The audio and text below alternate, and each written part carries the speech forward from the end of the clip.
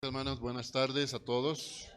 De antemano le pido perdón si siente que se la estoy haciendo de tos, si es que tengo un poquito de tos. Por favor, discúlpeme. Nos quedamos vamos a hacer un pequeño recuento. Hablamos acerca de la constitución del hombre, que somos espíritu, alma y cuerpo. Y vimos la división de lo que es el espíritu y lo que es el alma.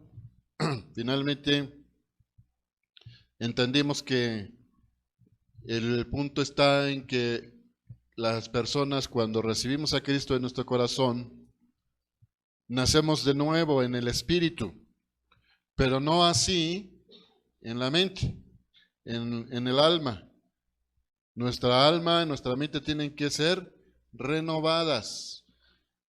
Y eso es lo que nos toca hacer a nosotros.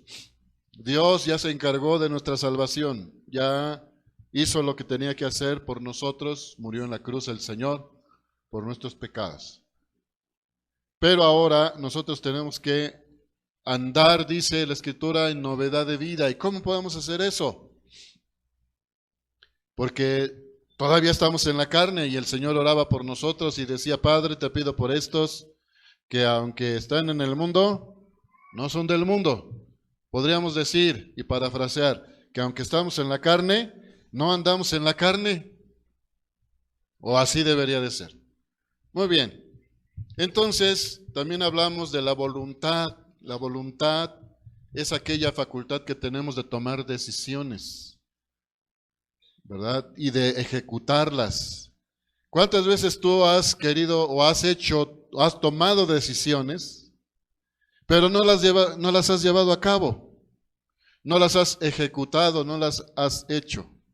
Entonces, esto significa que tenemos un problema, una situación difícil que tenemos que solucionar. Entonces, nos quedamos en esta parte de cómo lidiamos con nuestra voluntad. Nuestra voluntad tiene que ser, tenemos que rendirla al Señor. Porque como leemos en el libro de Romanos, en nosotros está el querer hacer el bien, pero no lo podemos hacer porque tenemos una naturaleza que vencer, una naturaleza que rendir al Señor. También tenemos que quebrantarla. Tenemos que quebrarnos nosotros mismos. Tenemos que ajustarnos a lo que Dios quiere. Y recuerde que lo que nosotros queremos regularmente está en contra de lo que Dios quiere. Y por último, tenemos que vaciar nuestra voluntad, pero al mismo tiempo llenarla de la voluntad de Dios.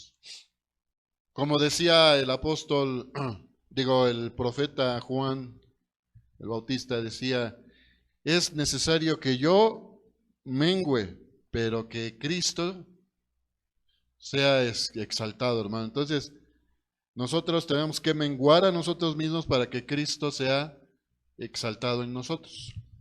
Muy bien, entonces, ¿cómo rendimos nuestra voluntad al Señor? La palabra de Dios nos habla de ciertos términos o ciertas, se llaman sinónimos, acerca de rendir nuestra voluntad. Leyendo en la Escritura podemos encontrar términos como, por ejemplo, renunciar. ¿Cuántos de ustedes han tenido que renunciar a algo? Todos. Mire, yo en el pasado, cuando recibí a Cristo en mi corazón, me acerqué a la iglesia. Yo tenía un vicio que se llamaba fútbol. Yo era futbolista, jugaba en la escuela, jugaba entre semana, jugaba los sábados y jugaba los domingos. Tenía yo 3 equipos. Entonces, cuando llegué al Señor, pues tuve que tomar una decisión, dejar el fútbol. Ahora sí que colgar los tenis. Bueno, los futbolistas dicen colgar los tacos. Tuve que dejar eso, porque ya no era compatible con el tiempo que Dios estaba requiriendo, porque yo ya estaba empezando a servir en la iglesia, entonces no había mucho tiempo para desperdiciarlo en el fútbol. Entonces tuve que, entre otras cosas, tuve que hacer. Entonces tenemos que renunciar. La palabra renunciar significa estar muerto. Ya no cuenten conmigo. Tuve que renunciar al alcohol, hermano. Tuve que renunciar al cigarro. Y no porque el Señor nos, como se nos ha dicho aquí muchas veces, o no aquí, sino allá afuera, nos han dicho, es que ahí les prohíben todo. ¿Sí? ¿No alguna vez te han dicho así? Es que ahí te prohíben todo. No, aquí no les prohibimos nada. Yo no les prohíbo nada. Usted que haga lo que se le dé la gana. Ah, pero sepa que va a dar cuenta a Dios. Y Él es el que nos lleva a renunciar. También es despojarse. Esto alude a deshacerse de algo malo, algo que no nos conviene, despojarnos de eso. Entonces, tenemos que renunciar, despojarnos. También dice la palabra en Efesios 4, 22 al 24. Fíjese, escuche. Efesios 4, 22 al 24 dice, en cuanto a la pasada manera de vivir, despojaos del viejo hombre, que está viciado conforme a los deseos engañosos, y renovaos en el espíritu de vuestra mente, y vestíos del nuevo hombre, creado según Dios en la justicia y santidad de la verdad. ¿Qué significa entonces? Tenemos que despojarnos de nuestra vieja naturaleza. Decía Pablo, el que robaba, no robe más. También el Señor nos aconseja que debemos de apartarnos de toda palabra de mentira. Ya no tenemos que mentir, hermano.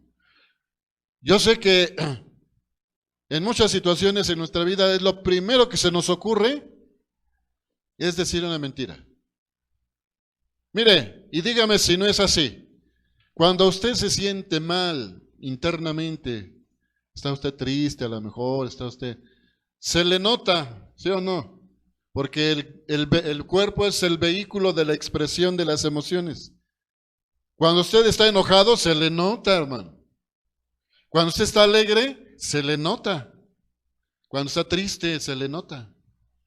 Entonces, una de las más asiduas mentiras que nosotros los cristianos tenemos es que te sientes mal y te preguntan cómo estás y tú contestas, bien. ¿No es una mentira eso? Te sientes mal, pero dices que estás bien. Entonces, bueno, tenemos que despojarnos de esas situaciones. También, para entender esto, también tenemos que entender la palabra quitar.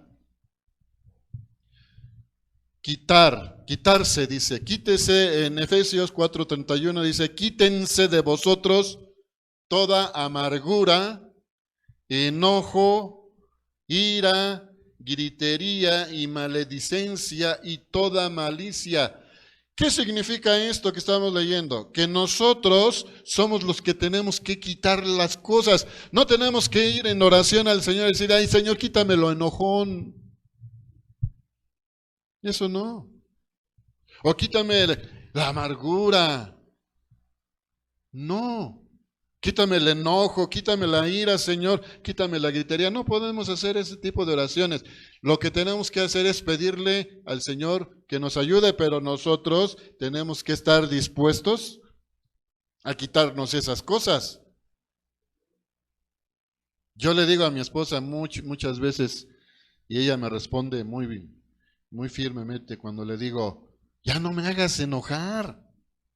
Y ella, ¿qué cree que me dice? Yo no te hago enojar, tú te enojas. Y es así.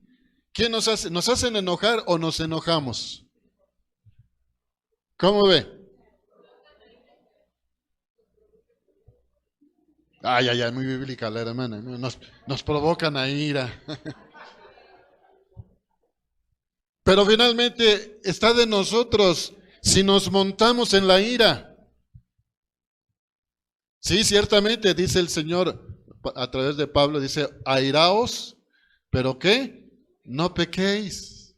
Sí, podemos molestarnos, sí, nos molestamos, pero no tenemos que pasar de ahí, hermano. Entonces, quitarse.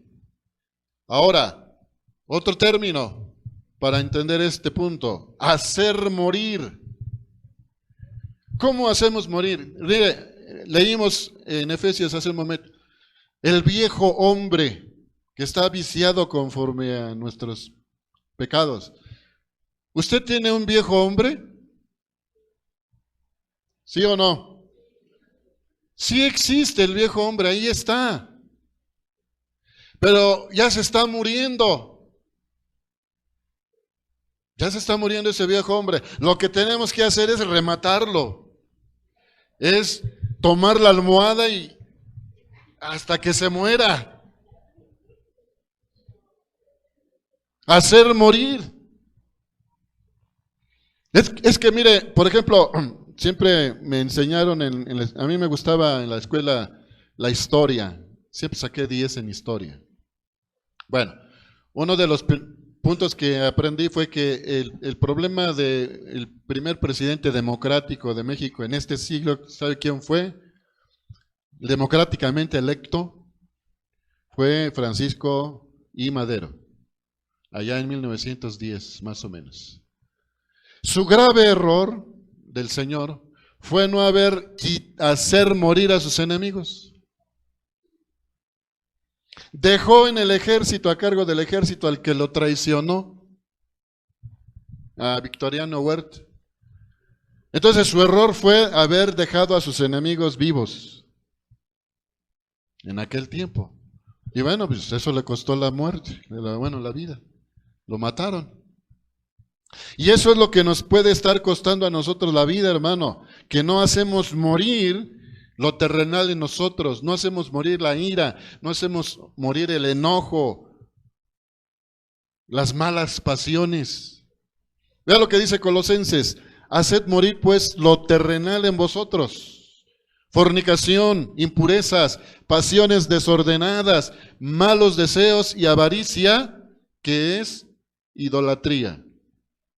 Entonces tenemos que estar dispuestos, hermano, a rematar al viejo hombre.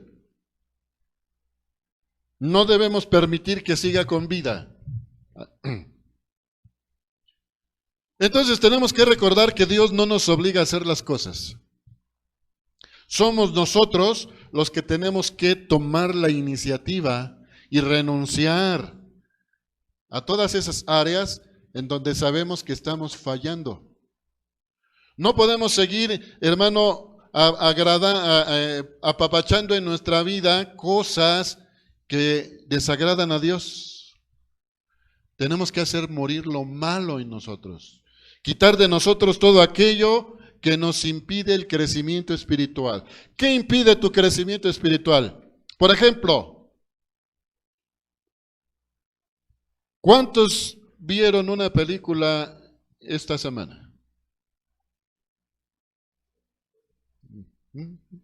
¿Cuánto dura una película prox, más o menos? ¿1 hora y media? ¿2 horas? Ok. ¿Qué obtuviste de esa película? ¿Qué sacaste? ¿Qué enseñanza? Bueno, bien. Pudiste haber leído la Biblia media hora. Pero cuando pensamos, no, leer la Biblia media hora, mejor me veo una película de 2 horas. ¿O cuántos de ustedes se pasan el tiempo en el internet, en el Face? Yo cuando me meto al Face veo a varios de ustedes que están en línea, que está ahí el puntito verde, ¿no? Es que la sesión está abierta, etcétera, etcétera. Bueno, el punto es, tenemos que hacer morir lo malo, quitar de nosotros aquello que no le gusta a Dios. Desde hoy tenemos que empezar a renunciar a la amargura. Recuerde que el tema es sanidad interior y liberación. Ese es el tema. ¿Cómo sanamos nosotros? Entonces tenemos que empezar a renunciar a la ira, al pasado. Muchos de ustedes no quieren dejar morir su pasado. No quieren perdonar. No han tomado la decisión de perdonar a aquellos que les hicieron daño. ¿Y sabe por qué? Porque piensas que no es justo.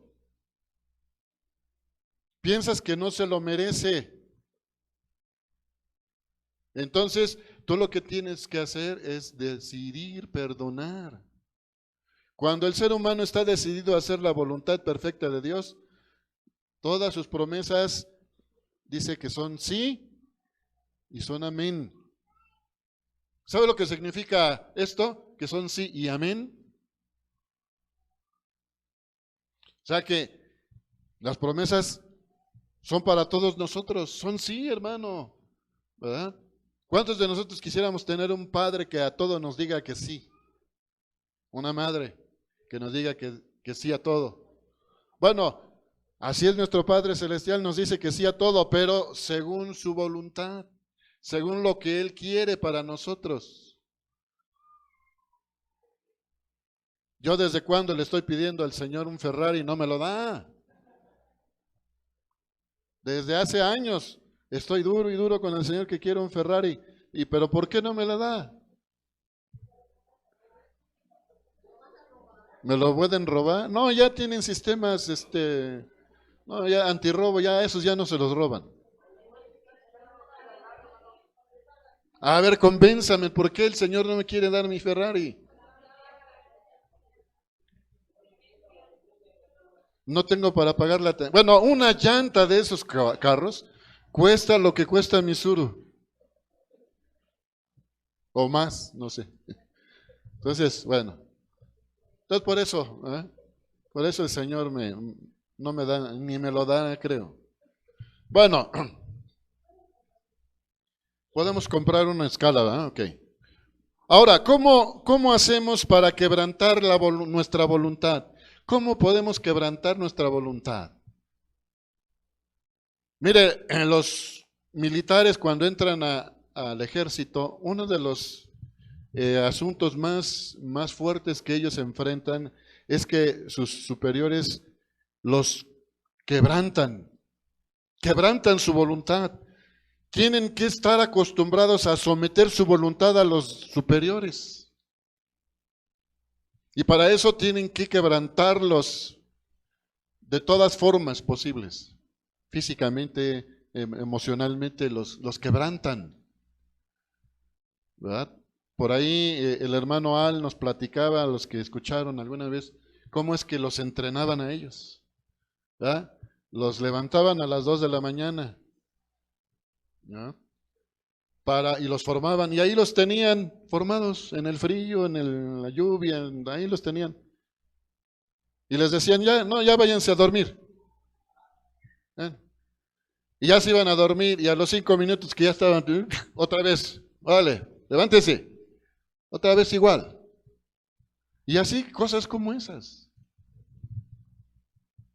¿Cómo se quebranta la voluntad? Vamos a entender que nuestra voluntad es quebrantada, hermano, cuando Dios nos disciplina. Nos castiga como un padre a su hijo. ¿Por qué castigas tú a tus hijos o los disciplinas? ¿Por qué? Porque son bien obedientes, ¿verdad? Porque hacen las cosas así, cuando tú se las dices, inmediatamente las hacen, ¿sí o no? Cuando tú le dices a tu hijo, siéntate a hacer la tarea, sí, papito, ¿cómo no? Ya acabé, papá, y ya la hizo en 5 minutos. No es así.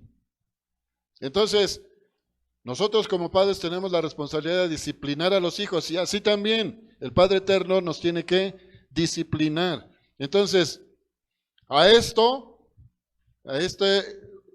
sistema que Dios usa para quebrantarnos a nosotros, podemos llamarle el sistema o el método de la trituración. Como dice Isaías 57:15. Porque así dijo el alto y sublime, el que habita la eternidad, cuyo nombre es el Santo. Yo habito en la altura y la santidad, y con el quebrantado y humilde de espíritu, para hacer vivir el espíritu de los humildes y para vivificar el corazón de los quebrantados. Dice la Escritura que Él no echa fuera un corazón contrito y humillado. Entonces el Señor, cantábamos al final de la alabanza ese precioso himno que dice que las tormentas lo único que hacen es fortalecer nuestras raíces. Y así es, hermano. La voluntad de Dios la podemos conocer y cumplir de tres maneras. Primeramente, usted puede saber ya la voluntad de Dios respecto a algunas cosas. Por ejemplo, mira, asuntos como ama a tu prójimo como a ti mismo. Suena sencillo, suena fácil, tú lo sabes aquí de memoria. Pero a la hora de ponerlo en práctica, es difícil. O por ejemplo, aquella enseñanza del Señor cuando dice, ora por tus enemigos, ora por los que te persiguen, porque los que te ultrajan. Tú lo sabes, pero a la hora de ponerlo en práctica, es difícil.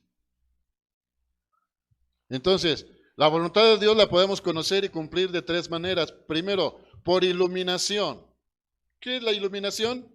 Bueno, es cuando el Señor viene y nos revela su palabra, la entendemos y lo hacemos.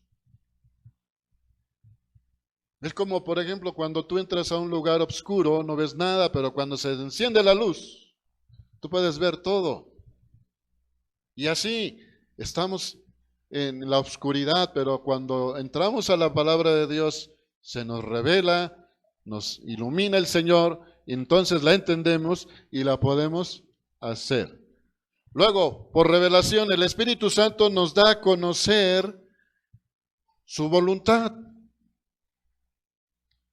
Hay un principio, hermano, teológico que se conoce como el logos. El logos es ese conocimiento intelectual que tenemos de la palabra de Dios. Ese conocimiento que tú aprendes, por ejemplo, Salmo 23:1, que dice alguien que me lo diga, y nada me faltará. Ese es un conocimiento intelectual, tú te lo sabes de memoria. Pero hay momentos en donde ese Jehová es mi pastor y nada me faltará. Es un momento en donde viene por revelación. El Espíritu Santo te lo da a conocer que en ese momento, ¿verdad? El Señor es tu pastor y nada te faltará. Y entonces viene esa seguridad que tú tienes de que nada va a faltarte. Por otro lado, el método de la trituración tiene que ver con las circunstancias dolorosas que Dios permite en nuestras vidas, las cuales utiliza para enseñarnos a cambiar. ¿Cuántas veces tú a tus hijos pequeños les dijiste, bájate de ahí porque te vas a caer? No les diga así, ya les hemos dicho, porque usted lo que está haciendo es profetizando casi que se va a caer. Pues mejor dile, te puedes caer. ¿Y cuántas veces ha sucedido que tu hijo te desobedece y le pasa lo que le estás diciendo? Y entonces tú le dices, te lo dije que te ibas a caer. Bueno, así como los niños andamos con Dios a veces. El Señor nos dice lo que va a pasar si hacemos esto o aquello. Leíamos en el proverbio en la mañana al inicio que el que adultera es ¿qué? Falto de entendimiento. Es un tonto, es un necio el que adultera. Y vienen las consecuencias. Ya están. Yo le decía a usted hace 8 días que no discuta con sus hijos, simplemente ponga sus castigos ya de antemano. Mira, si tú me repruebas una materia, esto es lo que va a pasar. Te voy a quitar el celular 1 año, no vas a poder ver la tele, ya, ¿para qué discute con su hijo? Ya acuerde con él las disciplinas, los castigos. Entonces, bueno, el Señor nos permite circunstancias dolorosas. No metas el dedo ahí. Y ahí vas y lo metes. Y te pasa lo que el Señor te dice. Entonces Él permite que pases por eso para que aprendas. Para enseñarte. Entonces tenemos que recordar que el mayor obstáculo en nuestra vida para hacer la voluntad se llama, ¿cómo? Yo. Es el yo. Yo mismo. Soy mi mejor o mi más grande enemigo para hacer la voluntad de Dios. ¿Cuántos de ustedes le han echado la culpa al diablo? Ay, es que el diablo vino y me empujó. Mira, no, eso es una cuestión que no es así. El diablo no te obliga a hacer nada. Él te pone la tentación nada más. Pero el que decide hacer las cosas eres tú. Entonces, tú eres tu peor enemigo. Pero la pregunta que surge aquí es, ¿cómo vaciar nuestra voluntad? ¿Cómo? Porque el querer hacer lo bueno está en mí, pero no el hacerlo, decía Pablo. ¿Cómo podemos vaciar nuestra voluntad? Primeramente, renovando nuestra mente, nuestra forma de pensar. Mira, hoy día el Internet está lleno de enseñanzas perniciosas y ahí están y seguirán estando. Y es una utopía yo pedirles que no vean Internet o no vean estudios ahí. Véanlos, pero sea cauto, analice la palabra de Dios primero. Hay enseñanzas que tienen que ver con que el diezmo ya no debemos practicar el diezmo, ¿eh? El Internet está lleno de muchas de esas cosas. Entonces, si tú empiezas a pensar que ya el diezmo es del Antiguo Testamento, empiezas con ideas locas. Ideas como, ay, ese pastor es un ladrón, me está queriendo sacar la lana. Y empiezas a ver, como dicen por ahí en mi pueblo, con moros con tranchetes. Y empiezas a ver cosas que no existen. Entonces, el punto aquí es que tienes que renovar tu forma de pensar. Tienes que tomar tus pensamientos. A ver, yo pienso esto de esto. Tienes que ponerlos aquí y decir, a ver, compararlos contra lo que dice el Señor. Y si descubres que lo que estás pensando está equivocado, ¿qué tienes que hacer? Desecharlo, quitarlo. Ya no pienses de esa manera. Por eso hace 15 días establecimos claramente la posición que tenemos en este lugar, de acuerdo a la palabra de Dios, acerca del aborto. ¿Sí se acuerda? Es más, acabo de descubrir ayer, por un problema que tenemos familiar, bajé lo que es el Código Civil del Estado de México y ahí descubrí un concepto que está en contra de todo lo que están haciendo actualmente acerca del aborto. Porque ahí el Código Civil reconoce la existencia del ser desde la fecundación. El Código Civil lo reconoce, del Estado de México. Entonces, hay algunas situaciones que tenemos que ver, pero al final Tenemos que renovar nuestra mente por medio de la palabra de Dios, hermano. Y esto va a producir un deseo. Ya sabemos que los deseos están en la voluntad. ¿Cuántos de ustedes desean un pambazo? Todos deseamos un pambazo.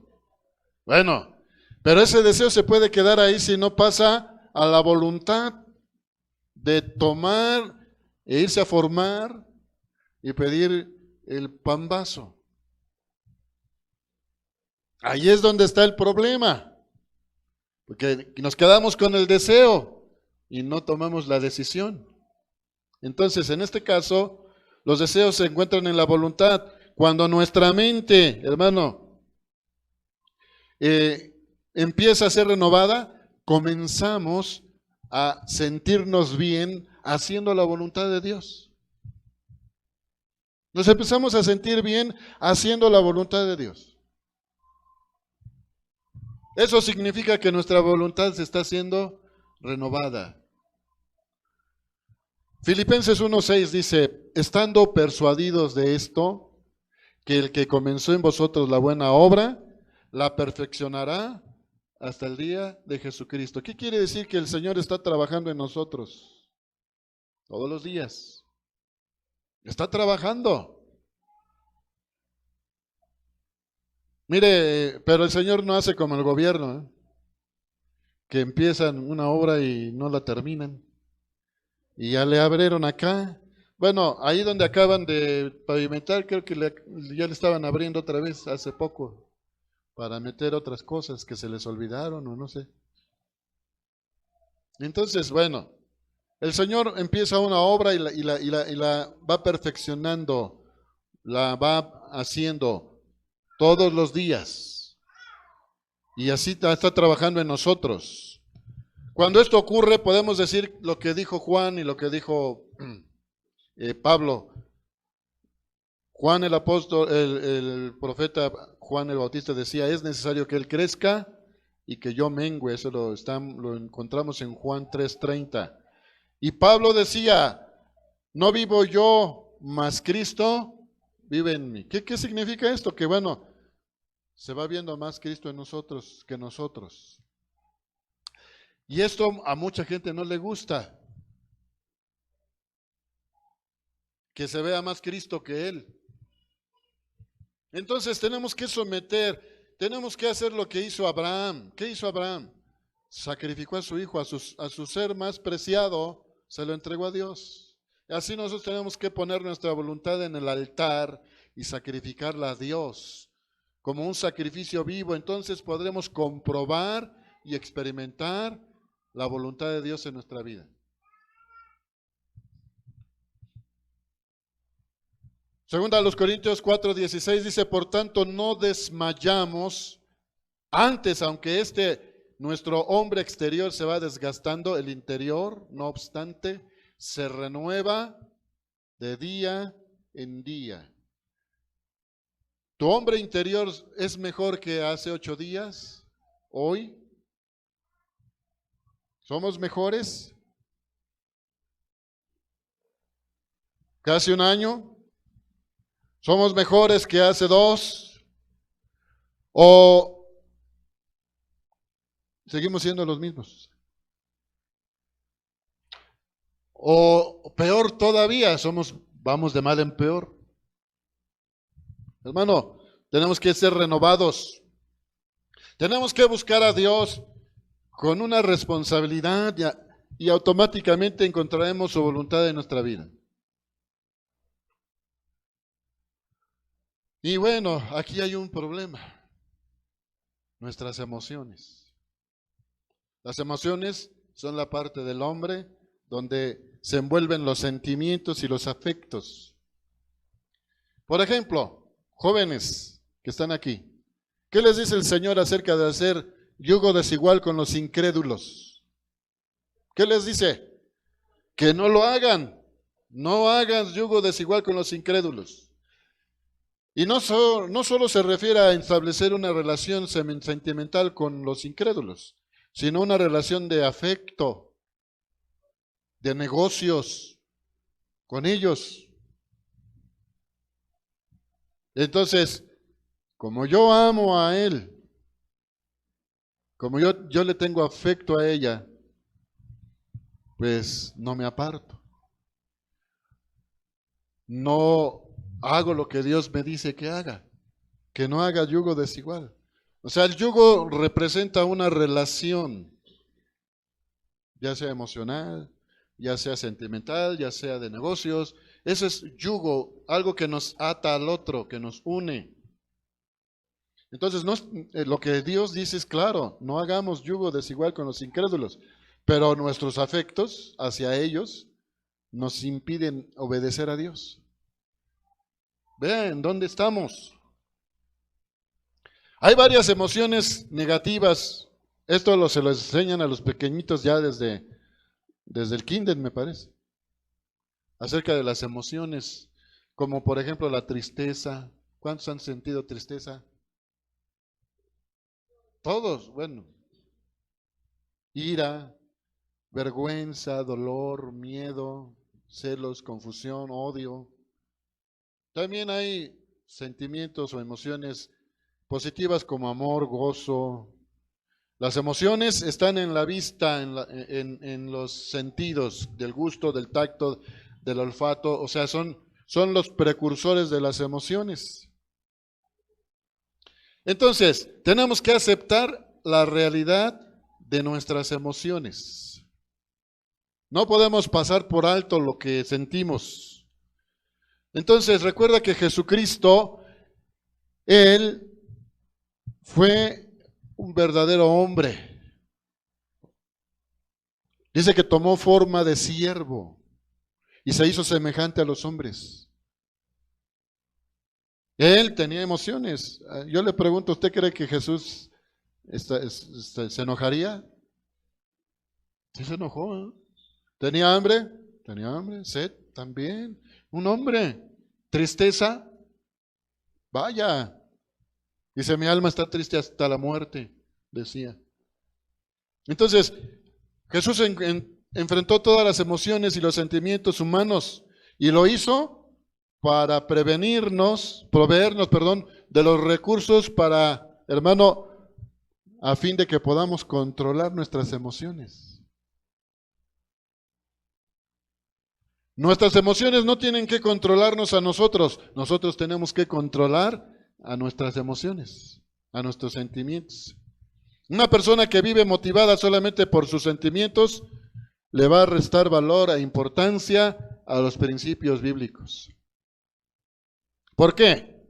Porque solamente depende de sus emociones. Por eso, hermano, entramos a una montaña rusa emocional. A veces, como dice el Salmo, estamos en el valle de sombra y de muerte. Pero al poco tiempo ya estamos en las cumbres del gozo. Pero luego otra vez, y andamos así.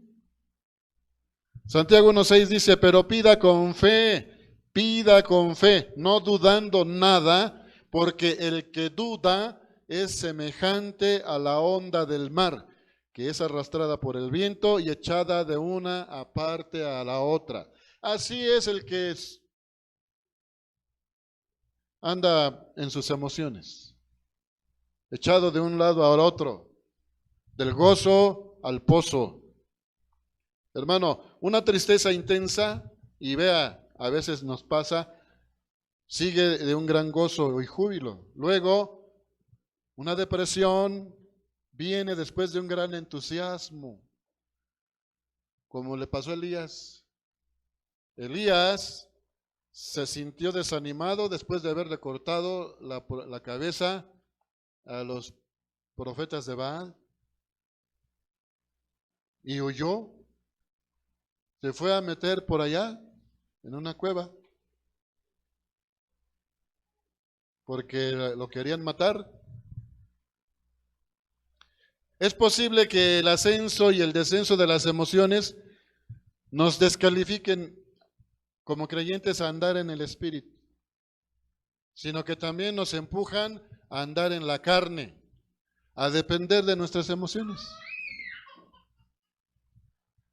Cuando el Espíritu, hermano, comience a dirigir nuestra vida, las emociones vamos a poderlas controlar.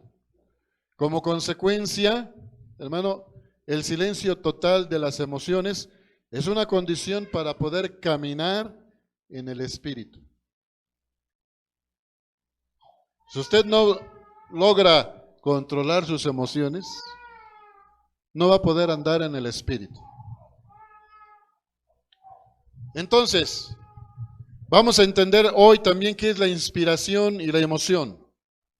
La inspiración es impartida por el Espíritu Santo. Recuerde que la palabra de Dios es inspirada por Dios. Entonces, no se necesita ningún estímulo externo para ser inspirados por Dios, hermano. No. Podemos estar haciendo cualquier cosa que no tenga nada que ver con la iglesia o con la Biblia y el Señor nos habla. La inspiración nace de nuestro interior. Las emociones son impartidas por las circunstancias exteriores. ¿Cómo te sientes en un día nublado, frío, lluvioso? ¿Cómo te sientes? Tú dices, estoy triste, es que la tarde está triste. Y entonces, tus emociones, ¿las controla el clima? O si es un día soleado, con una brisa agradable y fresca, estás debajo de una sombra, tomándote un helado. Ay, estás ahí bien tranquilo, dices, qué paz se siente. Entonces tu paz depende del clima. No, hermano. Entonces, las emociones son impartidas por circunstancias externas y se marchitan así como las circunstancias cambian, así cambian nuestras emociones. Un creyente que en un momento se siente en el tercer cielo, pero que algo le ocurrió y en otro momento se deprime, es que está siendo controlado por sus emociones. Cualquier parecido con la realidad no es mera coincidencia, es que así estamos. Así estás. Entonces, ¿cómo tus emociones afectan tu vida? ¿Cómo te afectan? ¿Positivamente o negativamente? ¿Cómo ves? Número 1, influyen nuestras relaciones con otros. Si tú estás enojado con el hermano Juan, por ejemplo, se acerca Hugo y también estás enojado con Hugo. Y me acerco yo y también conmigo. Y con el que se acerque el hermano Juan, porque la hermana Isabel lo hizo enojar. El hermano Juan está enojado con todos. O sea, afecta a los demás. ¿Sí o no? Si tú estás enojado. Y no me hablen. No me hablen. Ahorita no quiero saber de nadie. Nosotros somos el producto de nuestras experiencias pasadas. Y nuestras reacciones surgen de acuerdo con las heridas que hemos recibido en el pasado. Por eso mucha gente reacciona de una manera, a veces sorprenden las reacciones de algunos de ustedes, porque lo que está sucediendo les llaman algunos como, es un término así francés, creo, déjà vu, ¿sí? ¿Qué es eso? Es como haber vivido ya cierta realidad y parece que se va a repetir, ¿verdad? Entonces, cuando de repente las circunstancias se empiezan a dar como aquello que me sucedió en el pasado, entonces me empiezo a experimentar el pasado y empiezo a reaccionar negativamente. Por ejemplo, una mujer que fue abusada por su esposo va a estar siempre a la defensiva en cualquier otra situación, con cualquier otra relación, porque su marido la abusó. Otro caso sería el de una persona que tiene una raíz de rechazo, que le impide manifestar sus emociones. Como consecuencia, se crea una baja autoestima. Si a ti en el pasado te rechazaron, si fuiste víctima de acoso escolar, que le llaman elegantemente bullying, el bullying siempre ha existido, ¿eh? Desde que el hombre es hombre. Entonces, esa sombra de rechazo otra vez viene a tu vida. Las emociones serán un obstáculo para tu fe, hermano. Si nos dejamos guiar por las emociones, será muy difícil creerle a Dios. Muy difícil. Siempre vamos a querer primero ver, como Tomás, para creer. Y eso no es así. Los creyentes debemos caminar por convicción, no por emoción. ¿Es pues la fe? ¿Qué? La certeza de lo que no se ve, la convicción de lo que se espera, al revés. Perdón. Es convicción, es convencimiento, estar convencido de lo que no vemos. Esa es la fe. Si no, no sería fe.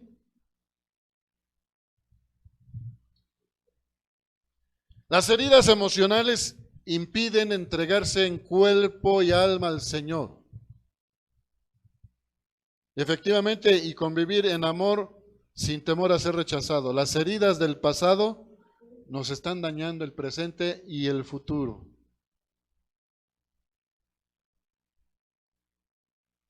Segunda de Corintios 5:7 dice, por fe andamos y no por vista. ¿Cuántas oportunidades espirituales has dejado pasar? Porque, por ejemplo, mira, nada más un caso. ¿Qué te dice el Señor en Mateo 28? Acerca de ir y predicar el Evangelio a toda criatura, ¿eh? ¿Quién tiene que hacer esto? ¿El pastor? ¿El evangelista? ¿El maestro? ¿El profeta? ¿Los creyentes? Todos tenemos que hacer eso, ir y predicar el Evangelio a toda criatura. Pero ¿sabes por qué no lo haces? Por tus emociones. ¿Por qué? Porque algunos de ustedes me han dicho, es que hermano, no sé qué voy a decir si me preguntan algo. Es que no me sé la Biblia. O sea, yo leo y no se me graban los textos, algunos de ustedes me han dicho. Entonces, esas son oportunidades que tú dejas pasar de predicar el Evangelio. ¿Por qué? Porque no confías en ti. No confías en tus capacidades. Pero es que, ¿qué voy a decir? Como Moisés. Pues es que no sé hablar, Señor. Y prefieres callar. Juan 20 del 24 al 25 acerca de Tomás dice, pero Tomás, uno de los 12, llamado el Dídimo, no estaba con ellos cuando Jesús vino. Y le dijeron pues los otros discípulos, al Señor hemos visto. Y él les dijo, no, si no viere en sus manos la señal de los clavos, y metiere mi dedo en el lugar de los clavos, y metiere mi mano en su costado, no creeré. Muchos andan en el espíritu de Tomás. Hasta no ver, no creer. Y la fe no es eso. La fe no es ver.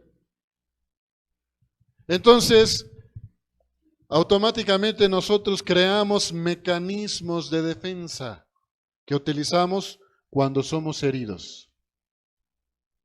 Así como el cuerpo tiene un mecanismo de defensa, cuando usted se hiere, se corta su piel, En ese instante es automático, hermano, entran en acción los mecanismos de defensa del cuerpo humano. Primeramente entran una sustancia que se conoce como plaquetas en la sangre, que entran a formar una película para que la sangre no siga saliendo. Eso es lo que se conoce como, después se forma una costra, ¿verdad? Ese es el primero. El segundo, ahí internamente en la sangre se llaman a los glóbulos blancos que vengan a identificar los invasores. Nosotros a nuestra hija le explicábamos que eran como soldaditos que son llamados para atacar a los enemigos, que son las bacterias y son los virus que entran al cuerpo. Hay mecanismos de defensa corporales. Y así, hermano, en nuestra vida hay mecanismos que nosotros usamos para defendernos cuando nos hieren, cuando nos ofenden. Muchos creyentes que han sido heridos esconden su dolor en lo profundo y evitan por todos los medios hablar de eso. Este es el síndrome del avestruz. Tratan de ocultar el sol con un dedo. No, no pasa nada. No. Sí, te hicieron, te ofendieron, pero no pasa nada. Eso es una mentira. Sí pasa. Otros usan mecanismos de defensa tales como proyectar rechazo. En este caso se da cuando una persona se siente y muestra un rechazo a reconocer que ha sido herida. O sea, no pasa nada. Rechazan que han sido lastimados. Prefieren negarlo. O sea, rechazan la idea de ser lastimados y aunque enfrentarse con ella, prefieren ignorar esto, pasar por alto esto, que enfrentar al problema y hacer algo para sanar. ¿Cómo podemos sanar después de haber sido heridos? ¿Cómo? Pero primero tenemos que hacer algo. Dice, si tu hermano peca contra ti, ¿qué tienes que hacer? Ve y ocúltate. No se lo digas a nadie. ¿Verdad? No, ¿qué dice?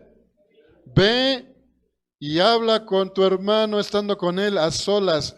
Aquí el Señor te está diciendo, ve y enfrenta el problema. No te calles. Hermanas, ¿por qué cree que en los matrimonios se producen la violencia intrafamiliar? ¿Por qué? ¿Por qué? Porque usted no habla. Porque usted prefiere que su marido la insulte, la golpee, y usted no hace nada. Usted se queda callada. Eso no soluciona nada. Hermano, aquí tenemos que hacer algo para sanar. No podemos quedarnos con la enfermedad. Tarde que temprano va a estallar. Otro método que usamos para no enfrentar las situaciones es autojustificación.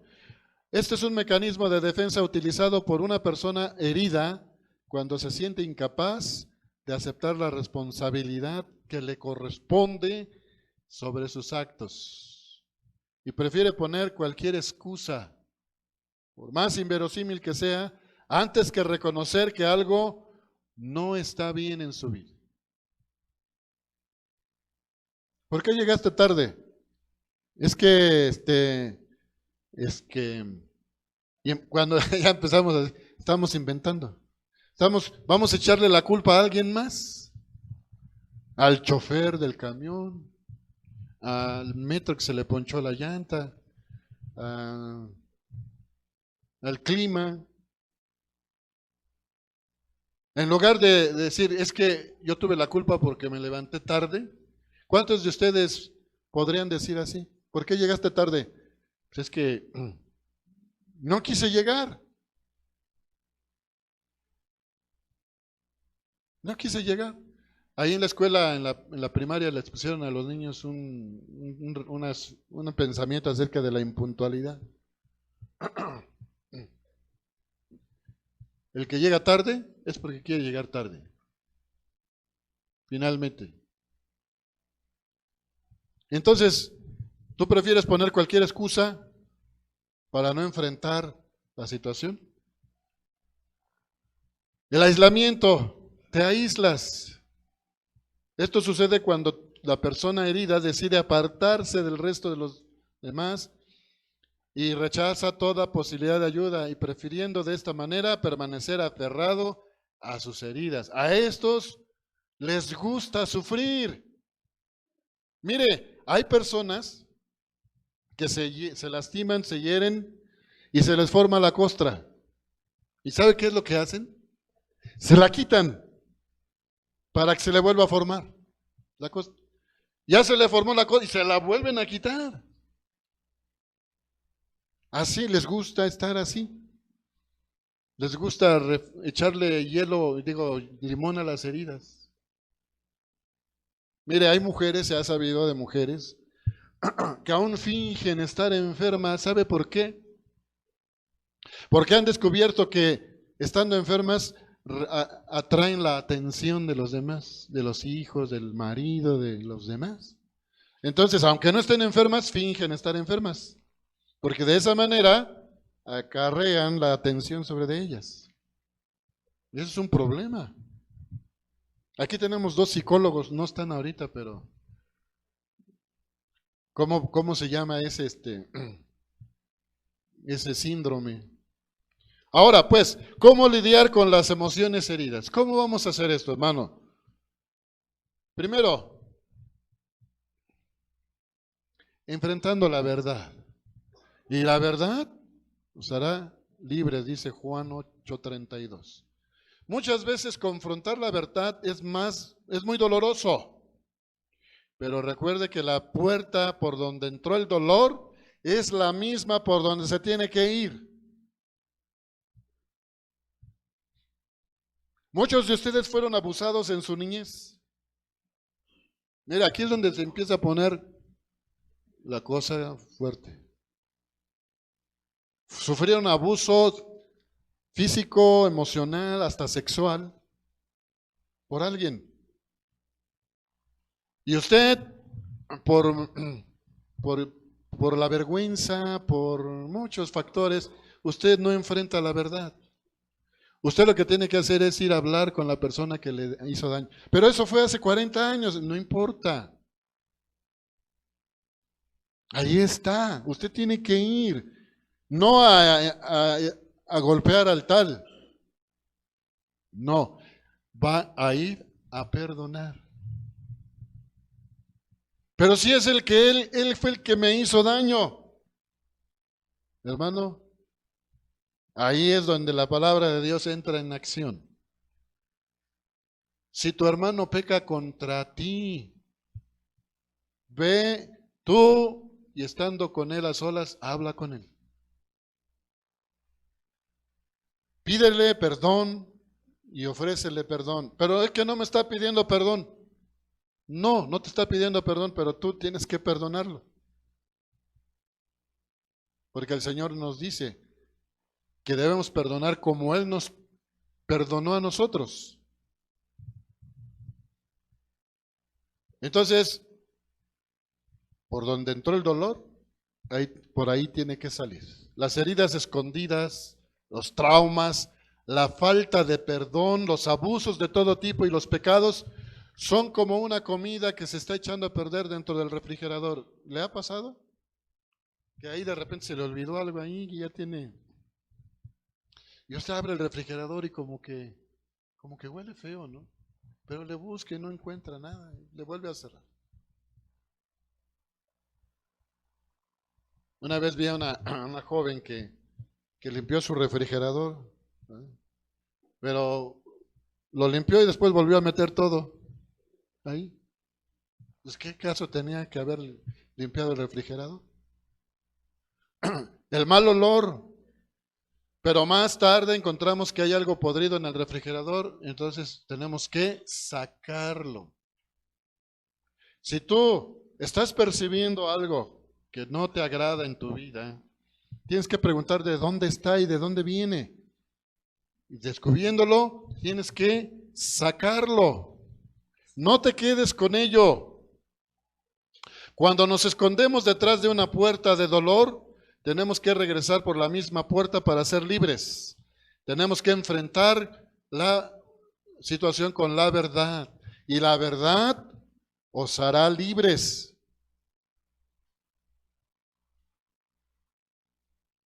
¿Y sabe por qué muchos no quieren enfrentar esto? Porque les vuelve a doler. Sí, vuelve a doler. Y a lo mejor más que la primera vez. Pero es necesario, hermano. Mire, yo soy un cobarde para las inyecciones, se lo confieso aquí. Pero nada más veo una aguja y me echo a correr. Pero en cierta ocasión, hace muchos años, me sentía yo tan mal, tan mal, tan mal. Y yo ya pensaba que me iba a morir. Y bueno, pues me tuvieron que inyectar. Y dije, bueno, pues está bien. Me tuvieron que inyectar. Y tuve que echar mi temor o mi fobia a las inyecciones. ¿Por qué? Porque me sentía yo muy mal. Y bueno, sabemos que las inyecciones son para nuestro beneficio, ¿no? ¿Sí o no? Entonces tenemos que tener conciencia de que lo que hacemos es para sanar. No es para volver a ser vejados o humillados, hermano. Tenemos que enfrentarnos con la verdad. Tenemos que confesar. Esta palabra es muy fuerte también. Confesando lo que nos duele. Confesando nuestros pecados, como dice Santiago 5:16. Confesaos vuestras ofensas unos a otros. Y orad unos por otros para que seáis, ¿qué? Sanados. La oración eficaz del justo puede mucho. Si no hay confesión, no hay sanidad. Escúchelo bien, si no confiesa sus pecados y se aparta, no va a ser perdonado, hermano. No va a haber liberación. Perdonando y olvidando. El perdón no es un sentimiento, es una decisión. Tenemos que perdonar a aquellos que nos han ofendido. En Marcos 11:25 leemos lo que el Señor nos dice, y cuando estéis orando, perdonad. Si tenéis algo en contra alguno, para que también vuestro Padre que está en los cielos os perdone a vosotros vuestras ofensas. El perdón trae perdón. El perdón trae perdón, hermano. Yo sé que estoy sacudiendo el avispero, como decimos. Yo sé que en algún momento usted o está captando o no quiere captar la idea. Se resiste. Tenemos que desarrollar el dominio propio. Tenemos que tomar una decisión firme de caminar de acuerdo al Espíritu, hermano, y no por las emociones. Sobre todas las cosas tenemos que desarrollar lo que se conoce como el dominio propio. El dominio propio significa que yo soy dueño de mis emociones, ¿verdad? Que mi voluntad se impone sobre mis emociones. Nosotros, hermano, tenemos, voy a poner un ejemplo muy, muy burdo, hermano, pero lo voy a poner para que entendamos. En cierto momento, usted va a llegar el día de que empiece a hacer calor, ¿verdad? Ahorita a lo mejor no pasa, pero y queremos beber, tenemos sed. Entonces podemos hacer dos cosas: aguantarnos la sed hasta que podamos salir a comprar una bebida, o como no nos aguantamos la sed, pues me salgo y me voy a comprar mi bebida. ¿De qué depende eso? ¿De qué depende que hagas una cosa u otra? De tu voluntad, de tu dominio propio. Sed, te vas a esperar hasta que sea propicio que yo vaya a tomar agua.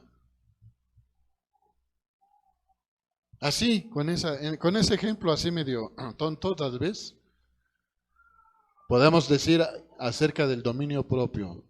Gálatas 5:16 dice, digo pues, andad en el Espíritu y no satisfagáis los deseos de la carne.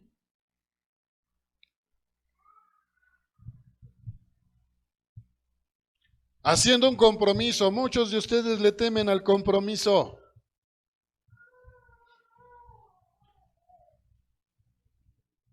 Ustedes, muchos, con todo respeto se los digo, son personas que no se quieren comprometer con el Señor. Que solamente cuando tienen tiempo, cuando pueden, cuando tienen oportunidad, hacen las cosas que se les piden que se hagan. Pero hacer un compromiso verdadero, hermano, es primeramente con nosotros mismos, de no vivir por nuestras emociones, sino por los principios de la palabra de Dios. ¿Qué dice Dios en ciertas cosas? Como decía mi esposa hace rato, hay que leer la Biblia, hermano. Hay que leer la Biblia. Me quiero separar de mi marido. Ya no aguanto. ¿Qué dice la Biblia? Es que ya no aguanto a mis papás, todo me prohíben. ¿Qué dice la Biblia? Es que mi mujer, hermano, es que no conoce a mi mujer. La verdad es que, ¿qué dice la Biblia?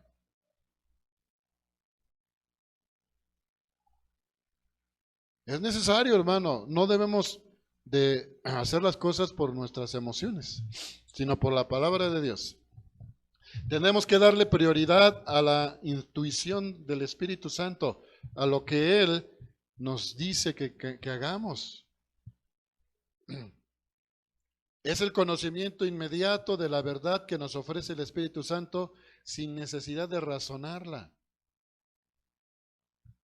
Usted razona lo que dice el Señor, dad y se os dará. Usted lo razona, porque si lo ponemos a razonar, ¿saben qué? ¿A qué vamos a llegar? A no dar, porque vamos a razonar. Es que primero tengo que pagar la renta, el teléfono, la luz. Es que primero la colegiatura de mis hijos. Y es que empezamos a razonar con el Señor. Y luego decimos, es que el Señor sabe y me entiende. ¿Usted cómo ve eso? ¿Es bueno razonar?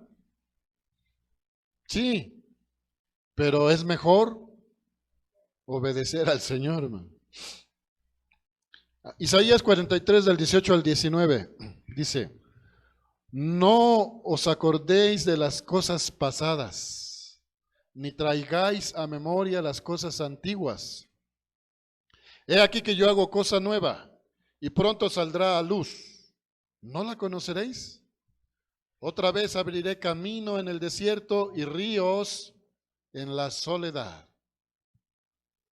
El Señor quiere hacer algo nuevo, hermano, en ti y en mí, en todos. El problema es que nuestra mente no está habituada. ¿Qué es la mente? La mente es la parte del hombre donde se encuentra la habilidad de razonar y donde radica la habilidad de escoger. Tanto razonar como escoger son las dos características que nos diferencian de los demás seres vivos. Hay un perrito allá donde yo estoy yendo a trabajar que no entiende. Y le digo, oye, ¿por qué no entiendes? ¿Qué quieres que te hable en inglés? Y no entiende el perrito. ¿Por qué no entiende? Porque no razona. No tiene la habilidad de tomar una decisión como nosotros. Entonces, ¿qué hacemos con la mente, con nuestra mente? ¿Qué vamos a hacer? Nuestra mente necesita ser renovada por medio de la palabra de Dios. Antes de ser creyentes, teníamos un sinnúmero de formas de pensar, de patrones, de ideologías, de argumentos, de formas de pensar diferentes y contrarios a la voluntad de Dios. Pero ahora estamos en Cristo, necesitamos renovar y quitar de nuestra mente esas ideas viejas, esas cosas que no convienen, para poner en su lugar los conceptos de Dios. Entonces, ¿cómo hacemos esto? ¿Cómo renovamos nuestra mente? Poniendo repetidamente la palabra de Dios en nuestra mente. Leyendo la Biblia, escuchando predicaciones. Mire, yo sé que de repente a usted se le hace tedioso estar aquí, porque no estamos habituados. Yo le pido que en esta semana, en lugar de ver una película en YouTube, vea otra vez esta predicación, la analice, la vea. Le damos gracias a Dios por la tecnología, porque puede ser puesta al servicio de la palabra de Dios. Y lo estamos haciendo. Puede volver a escucharla ahí en el Face. Y ya tengo ahí jóvenes que están dedicados a subir ya las predicaciones en YouTube, para que ya no pueda usted decir es que no tengo Face. Tenemos que meditar en la palabra de Dios. Meditar, hermano. Acuérdese de lo que hablamos hace 8 días de la vaca, ¿se acuerda? ¿Qué decíamos de la vaca? Que tenemos que rumiar la palabra de Dios, volverla a estudiar. Es hora de que nuestra mente se concentre solo en la verdad de Dios. Como dice Romanos 12:2, no os conforméis a este siglo, sino transformaos por medio de la renovación de vuestro entendimiento. La palabra renovar significa volver a ser nuevo. En otras palabras, lo que estamos diciendo es que quiten lo viejo de su vida y pongan lo nuevo en su mente, que es la palabra de Dios. Cuando nuestra mente es renovada, la voluntad es rendida a Dios y las emociones controladas por el Espíritu Santo. Entonces, habrá una cooperación para la unificación del ser total, y entonces Dios hará algo nuevo. Entonces, hermano, finalmente terminamos con lo que es el cuerpo. El cuerpo es el asiento, es el vehículo. Dice el asiento de los deseos y las pasiones naturales. Es el medio que usan el espíritu y el alma para proyectarse hacia el mundo. Entonces podemos decir que el hombre es un espíritu que tiene un alma que vive dentro de un cuerpo físico. Entonces, bueno, al haber estudiado esto, hermano, las divisiones del hombre, el espíritu, el alma y el cuerpo, y habiendo reconocido que es el espíritu el que nace de nuevo y que el alma, la voluntad, las emociones y la mente necesitan ser renovadas, vamos a entender por qué necesitamos de la sanidad interior y de la liberación. Nuestra voluntad debe rendirse, vaciarse y quebrantarse para hacer la voluntad de Dios. Y las emociones deben de ser restauradas y sanadas para que no queden indefinidamente las heridas del pasado. La mente debe ser renovada repetidamente, colocando la palabra de Dios en ella. De esta manera se logra efectivamente un crecimiento espiritual. ¿Cuántos de ustedes desean crecer espiritualmente? ¿Cuántos desean alcanzar la estatura de la plenitud de Cristo? Pues es necesario que se nieguen a sí mismos. En fin, los creyentes deben pasar por este proceso de sanidad interior y liberación con una profunda convicción de que la redención perfecta efectuada por Jesucristo en la cruz fue más que suficiente para libertarnos y sanarnos de las heridas del pasado. Así es que, hermano, en esta mañana yo te pregunto si quieres ser libre. Vamos a leer un último texto que está en Isaías.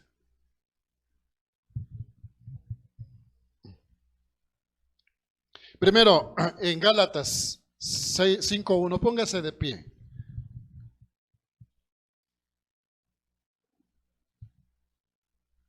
Gálatas 5:1.